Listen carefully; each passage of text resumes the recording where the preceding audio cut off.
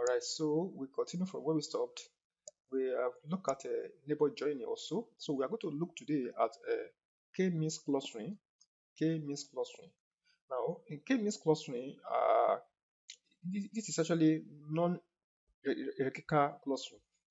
What we have looked so far, they are both hierarchical to clustering. I mean, classical and the k-joining. I mean, and the neighbor joining. They are both hierarchical clustering. But k-means is not hierarchical clustering. Okay, so the number of a cluster in k clustering is specified by the user. Okay, usually according to the some hypothesis, such as there are the number of a species or category data that you have can specify based on that in the data set. So, for example, now we have three races here. We can say our k is 3, so which means you're going to classify them into three category. All right, that is what it means. And if you have 2, for example, like gender, we can use supply 2, so our k can be 2. So it now depends on what you want to do.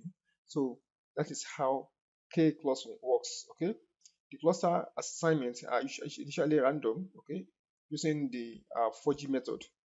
All right, in an iterative procedure, items are then moved to the cluster which has the closest cluster mean. So, and the cluster mean are updated accordingly. So this continue like that, like that, like that until we got to the final point. So that is a clustering method for us. So let us look at how we can classify the clustering method using our parse method. So here we go to the same place where clustering, go to k. Now this k mean that, so here we supply the number of cluster you want.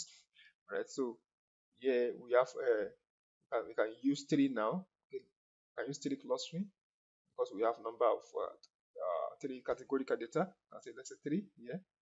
Right. Random seed.